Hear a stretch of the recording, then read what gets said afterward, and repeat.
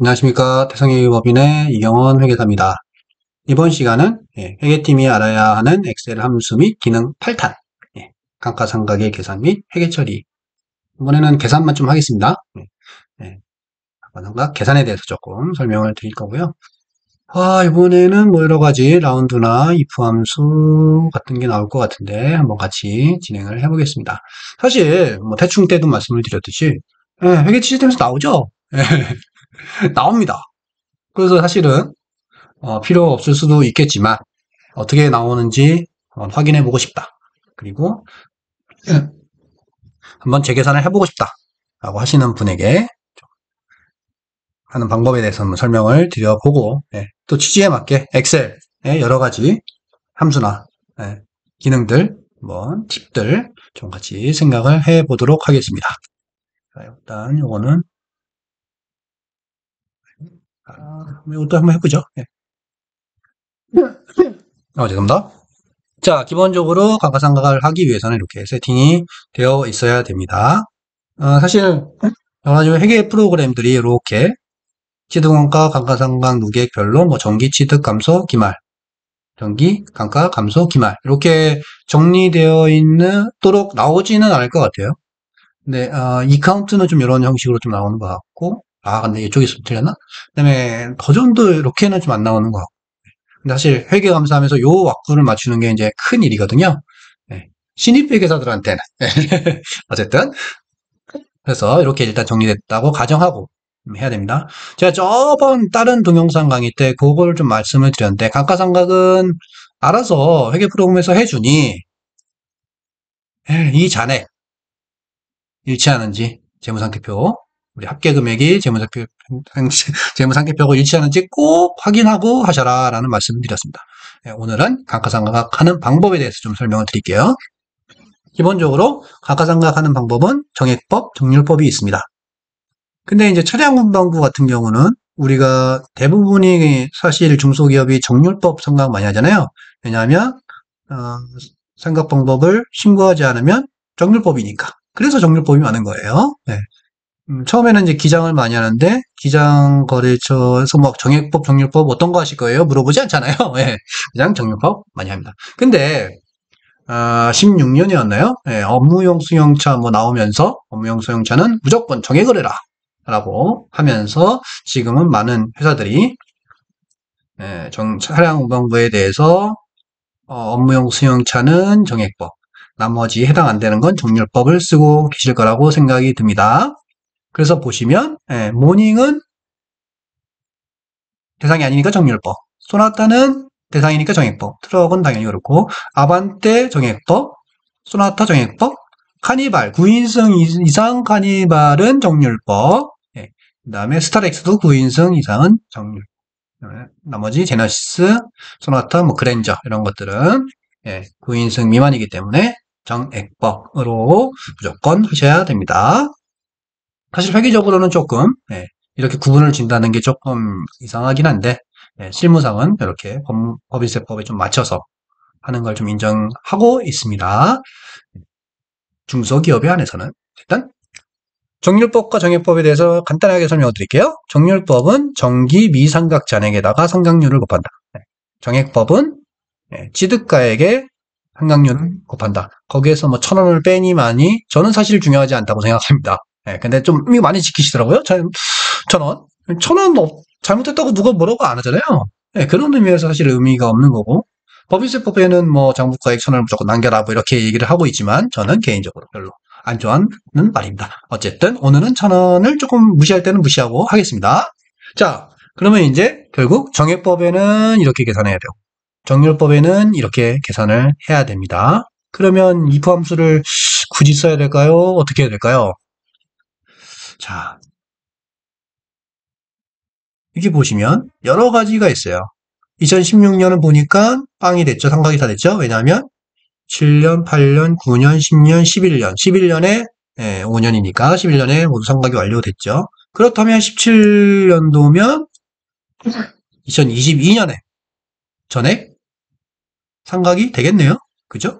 그러면 이거는 방법을 쓸 필요도 없이 그냥 1,000원 남기고 다 떨면 됩니다. 그럼 어떻게 될까요? 일단, 이렇게 하면 다 없어지겠죠? 그러면 1,000원 빼고. 그러면 장부 금액이 1,000원만 남겠죠. 그죠? 장부 금액은 당연히 기말 빼기, 취득원가의 기말, 감가상각 누계 기말 뺀 금액. 그래서 정률법이든 사실 정액법이든 이렇게 단기에 끝나는 놈들은 다 1,000원으로 만들어주는 게 실무상 좀 편한 방법일 것 같습니다.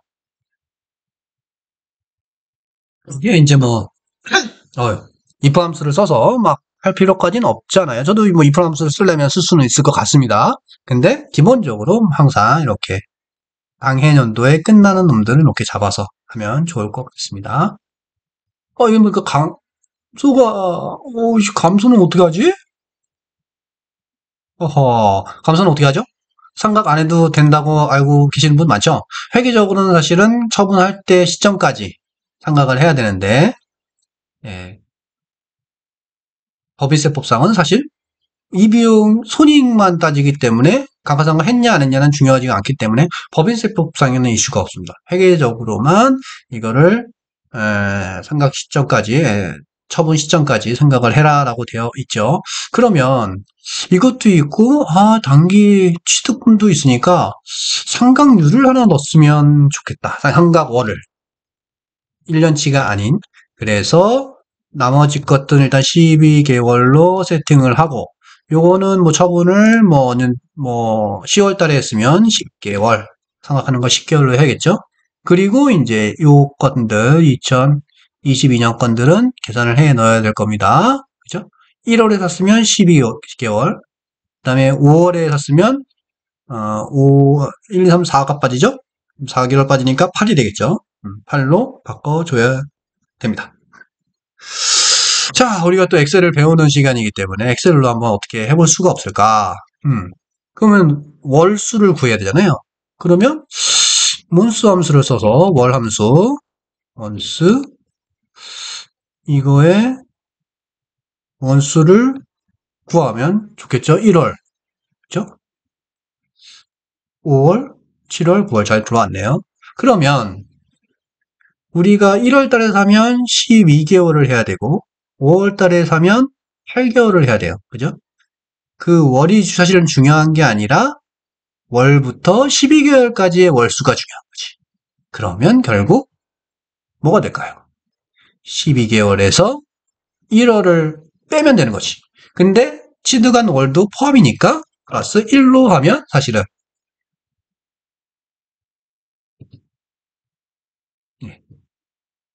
함수를 할 수가 있습니다.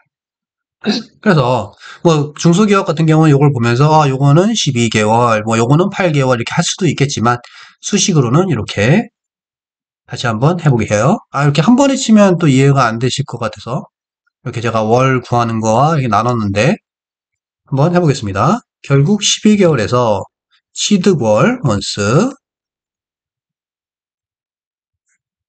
요거에 원스 1월 근데 상각은 1월까지 포함이 되어야 되니까 플러스 1을 해준다. 하면 이렇게 상각월을 계산을 할 수가 있습니다. 좀 어렵죠? 사실 뭐 저도 이렇게는 잘은 안 하는데 오늘 함수, month 함수를 써봤습니다. 아니면 월을 month 함수가 기억이 안 나. 사실 아는 만큼 하는 것이고 내가 알고 있는 걸 쓰면 되는 거예요. 그냥 여기서 추출을 할 수도 있잖아요. 미드 함수죠? 미드 함수 이거에서 월이 요 두 개잖아요. 여섯 번째 그리고 두 개를 가져가라. 아이고, 제 잘못했나요? 요게 저기에 묶어서 이건 안 되네요. 원래는 이게 텍스트였으면 되는데 제가 잘못했습니다. 예, 이렇게 먼스 함수로 이용하면 됐는데 먼스 함수를 이용해 주시면 감사하겠습니다. 이게 만약에 이제 텍스트로 되어 있으면 될 것 같은데 시간이 없어서 이상하네요. 어쨌든 이렇게 삼각월을 구해놓고 이제 생각을 해보시자고요. 자, 어떻게 할까요? 정률법이면 이렇게 하고 할까요? 아, 또 만약에 이것이 정률법이면 정률법 계산 어떻게 하죠? 정기의 취득금액 빼기 정기의 감로, 정기의 장부가액에다가 상각률 곱하고 개월수 곱하는데 1년치니까 12개월로 나눠야겠죠? 네. 정률법이면 이렇게 계산하고, 정액법이면 취득가액 기말금액으로 할게요. 기말금액 나누기 그냥 5로 할까요? 네. 상각률로 하겠습니다. 상각률. 팅! 아이고. 예. 이거 왜 넣었지? 이렇게. 네.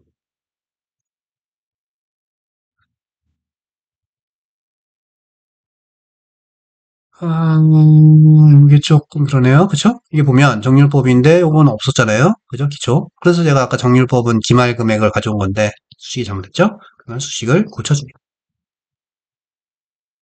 또 이때는 또 여기에 좀 잘못이죠? 이렇게 하면 잘못됐죠? 마이너스 300으로 인식하니까 이건 또 감소했으니까 이럴 수도 없고 저럴 수도 없고 그래서 결국 처분이 있는 거는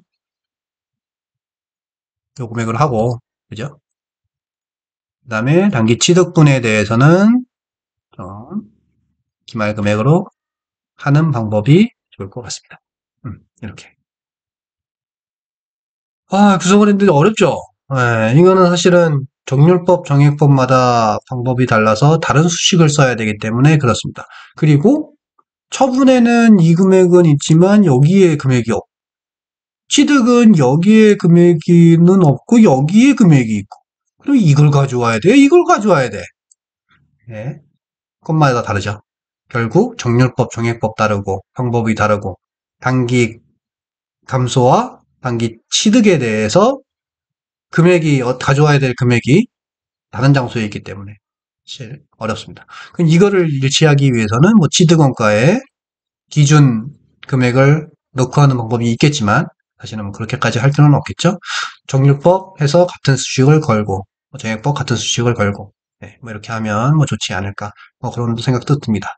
사실 뭐 감가상각이 참 여러 가지를 많이 생각을 해야 되는데 수식으로 하는 게 굉장히 어렵죠. 그죠? 그래서 제가 요번에 여러 가지 좀 설명을 좀 많이 드렸고요. 그다음에 if 함수 말씀을 좀 드렸고, 그다음에 삼각월, 네, 삼각월 계산하는 month 함수 좀 말씀을 드렸습니다.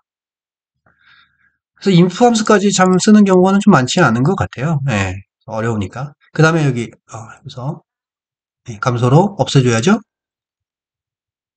이렇게 해서 없애준다는 거 말씀드렸습니다. 그래서 감가상각을 다시 한번 좀 정리를 해드리면 정률법과 정액법이 있는데 정률법은 그냥 제가 계산해야겠다. 정률법은 정기장부 아이고 이것도 없네요. 어떻게 할까요? 이걸로 하겠습니다. 네. 정기장부 금액에서